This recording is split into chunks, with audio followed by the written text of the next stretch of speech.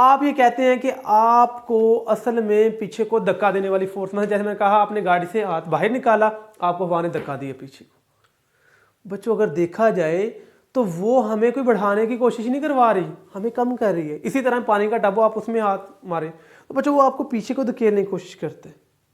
इसे असल में आप कहते हैं ड्रैग फोर्स। यानी ये रेजिस्टिव फोर्स होती है कि इन्हेंस नहीं कर रही होती, हमें रुकावट दे रही होती है। तो असल में ये रेजिस्टिव फोर्स होती है जो आपको रोकने की कोशिश करती है। तो इसे असल में किस फोर्स का नाम देती है आप लोग?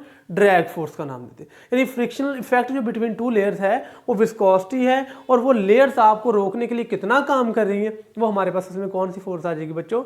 ड्रैग फोर्स आ जाएगी। तो हमारे पास अगर ड्रैग फोर्स देखेंगे तो ड्रैग फोर्स हमारे पास क्या चीज़ होती है? ये इनहैंसिंग नहीं होती, ये ऑपोजिशन होती है। किस में? आपकी मोशन में। तो आपकी मोशन को रोकने के लिए असल में ये जो फोर्स यूज होती है इसे हम किसका फोर्स का बच्चों नाम देते हैं? ड्रैग फोर्स का नाम देते हैं। अब क्वेश्चन ये है कि ड्रैग फोर्स रेजिस्टिव फोर्स है, तो मैं यहां पे लिख देता हूं कि रेजिस्टिव फोर्स है आपके पास, ये रेजिस्टिव फोर्स है। अब क्वेश्चन ये है, अच्छा ये चल मान लीजिए रेजिस्टिव फोर्स है, फ्लूइड की लेयर्स की है, आपको रोकने में काम आ रही है, ठीक हो गया। अब बताएं, जैसे मैंने बताया आप आराम से चल रहे हैं, हवा तो अब भी है लेकिन आपको इतना इफेक्ट फील नहीं होता। आप गाड़ी के अंदर बैठ के गाड़ी स्पीड जितनी तेज होगी आप हाथ बाहर निकालेंगे, आपका हाथ रोकना उतना ही मुश्किल हो जाएगा, उतना ही वो पीछे को जाएगा। इसका मतलब हवा आप पे जोर ज़्यादा लगा रही है। तो असल में ड्रैग फोर्स जो है ये हमारे पास क्या करती है? ये इंक्रीज होती है। Drag force increases with the speed. जितनी आपकी स्पीड ज़्यादा होगी ड्रैग फोर्स की वैल्यू उतनी ज़्यादा हो जाएगी, जितनी स्पीड कम होगी ड्रैग फोर्स की वैल्यू उतनी ही कम। तो हम कह सकते हैं drag force is proportional to the speed. तो हम जितनी स्पीड इंक्रीज करेंगे ड्रैग फोर्स इंक्रीज, और जितनी स्पीड डिक्रीज करेंगे ड्रैग फोर्स उतनी ही डिक्रीज हो जाएगी। तो ये ड्रैग फोर्स का रिलेशन होता है। ड्रैग फोर्स को हम कहते हैं फोर्स एफ होती है, ये ड्रैग फोर्स होती है इसे हम डी कह देंगे। किसी भी फ्लूइड में से मूव करते हुए जितनी का आपको ऑपोजिशन फोर्स की होती है वो हमारे पास ड्रैग फोर्स आ जाती है, ये हम कह सकते हैं। अब इसी से आगे हम चलते हैं कि हमारे पास स्टोक्स लॉ क्या होता है। तो ये मैं आपको समझाता हूं, स्टोक्स लॉ हमारे पास क्या होता है?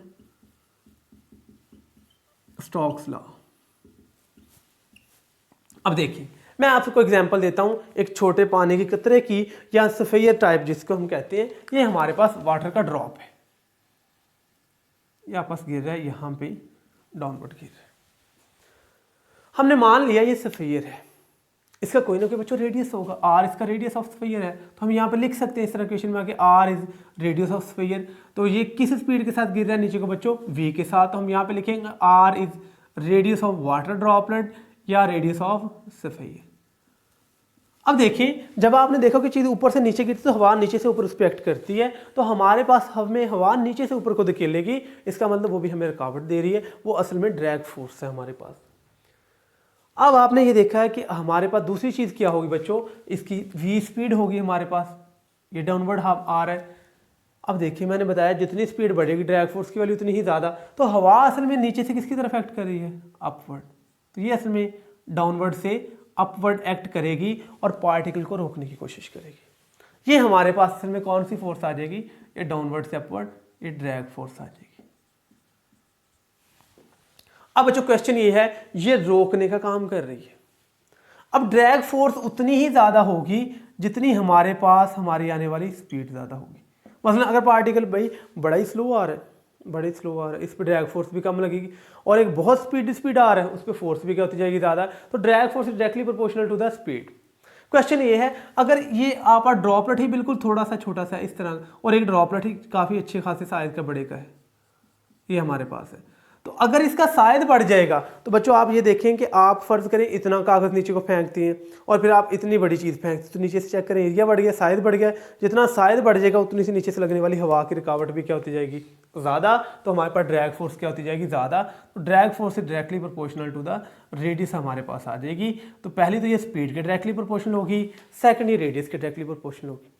अब किसी भी फ्लूइड में से, ये तो हमने एयर की एग्जाम्पल ली है, आप पानी, शहद, इनमें से चीज़ों को फेंकें। मसलन आप एक बीकर लें, यहाँ पे एक पानी का बीकर भर लें और एक शहद का बीकर भर लें, आप यहाँ तक दोनों को भरा हो। आप यहाँ पे एक लोहे की बॉल स्फेयर टाइप को यहाँ पे रखें और वो नीचे को मूव करना शुरू करें। ये वाटर है और ये हमारे पास हनी है। आपने देखा होगा कि हनी में चीज़ स्लो मूव करती है, वाटर में स्पीड से मूव करती है। रीज़न क्या होती है, हनी की जो आपस की लेयर्स हैं इनके दरमियान में रुकावट क्या होती है, ज़्यादा। अगर इनके दरमियान में रुकावट ज़्यादा होगी तो इनकी विस्कोसिटी क्या होगी, ज़्यादा। अब हनी की विस्कोसिटी ज़्यादा है, वाटर की कम है, इसकी विस्कोसिटी ज़्यादा होगी, इसमें से उस बॉल का मूव करना मुश्किल हो जाएगा, यानी वो आराम से नीचे नहीं, मुश्किल से वो आएगी, और यहाँ पे वो आसानी से आ जाएगी। सिंपल एक और एग्जांपल लेते हैं, वो आप पानी में छलांग लगा दें और आप शहद के भरे हुए टब में छलांग लगा दें तो टब में आप बड़े मज़े से नीचे जाएंगे, लेकिन पानी में आपको पता भी नहीं चलेगा, आप एंड तक पहुंच जाएंगे और फिर फूल के बाहर आएंगे। वो कहेंगे बच्चा बड़ा स्माइल कर रहा है, वो बच्चे स्माइल आपकी आखिरी स्माइल होगी। हम देख रहे थे हनी और वाटर को। हनी हमारे पास क्या चीज़ है, हनी में चीज़ मुश्किल को नीचे को मूव करती है। रीज़न क्या है, इसमें आपस की रुकावट ज़्यादा है, इसका मतलब आपका नीचे को जाना मुश्किल हो गया। जितना नीचे को जाना मुश्किल हो गया, इसका मतलब उतनी नीचे से फोर्स आप पर ज़्यादा लग रही है। इसका मतलब ये हो गया है, हनी में नीचे से ऊपर फोर्स हमारे पास क्या लगती है, ज़्यादा, और वाटर में इतनी ज़्यादा नहीं लगती, हम बड़े मज़े से नीचे जा पहुँचते हैं। तो हमने ये सीखा कि हमारे पास अगर फ्लूइड गाढ़ा होगा तो हमारा नीचे जाना मुश्किल हो जाएगा, अगर फ्लूइड हल्का सा होगा यानी जिसकी डेंसिटी कम होगी हम बड़े मज़े से उसके अंदर चले जाएंगे। तो इसका मतलब हमने ये सीखा कि अगर यहाँ पे लेयर्स के दरमियान में रुकावट ज़्यादा है तो नीचे से हम पे फोर्स भी बच्चों ज़्यादा लगेगी। तो हमने ये सीखा कि हमारे पास अगर विस्कोसिटी ज़्यादा होगी, लेयर के दरमियान में फ्रिक्शन ज़्यादा होगी, जितनी लेयर के दरमियान में फ्रिक्शन ज़्यादा होगी उतना नीचे को मूव करना मुश्किल होगा, जितना नीचे को मूव करना मुश्किल होगा उतनी नीचे से फोर्स हम पे क्या लगेगी, ज़्यादा लगेगी। तो ड्रैग फोर्स हमारे पास क्या आ जाएगी, डायरेक्टली प्रोपोर्शनल किसकी आ जाएगी, विस्कोसिटी की आ जाएगी। ये हमारे पास तीन चीज़ों के प्रोपोर्शनल होगी। पहले हमारे पास स्पीड, रेडियस एंड विस्कोसिटी। अब हम इन तीनों कंडीशन को कंबाइन कर लेंगे तो हमारे पास एफ डी की वैल्यू क्या आएगी, F D is equal F directly proportional eta R V, और यहाँ पे ख़त्म करेंगे तो इसकी जगह कांस्टेंट लगाएंगे 6 पाई ईटा आर वी। तो ये हमारे पास असल में स्टोक्स लॉ की इक्वेशन आती है। और ये कब तक एप्लीकेबल है, अगर हमारे पास स्पीड क्या होगी, स्लो होगी, यानी कि हमारे पास यहाँ ज़्यादा तेज़ स्पीड नहीं, यानी आप ये ना समझें कि स्पीड ऑफ लाइट के साथ पार्टिकल मूव कर रहा है, ऐसा नहीं होता बच्चों।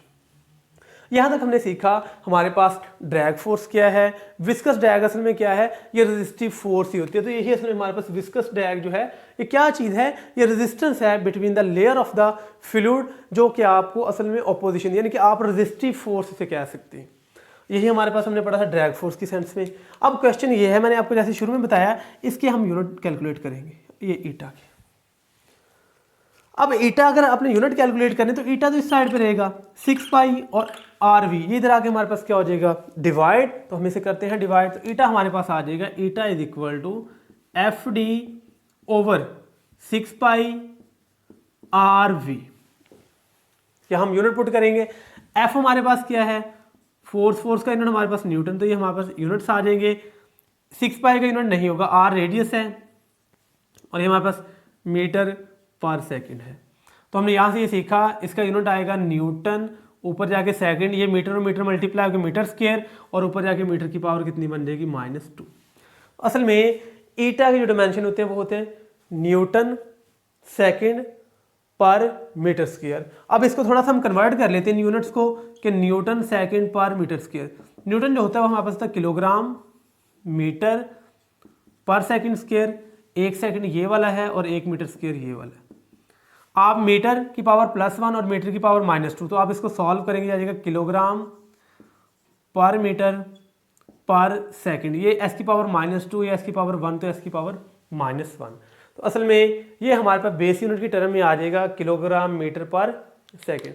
अगर एक और चीज़ भी हम यहाँ से देखें तो यह है न्यूटन पर मीटर स्क्वायर। बच्चों ये थोड़ा सा देखें, यह है फोर्स पर यूनिट एरिया, इसको असल में हम पास्कल कहते हैं, सिर्फ इतनी चीज़ को मिला के।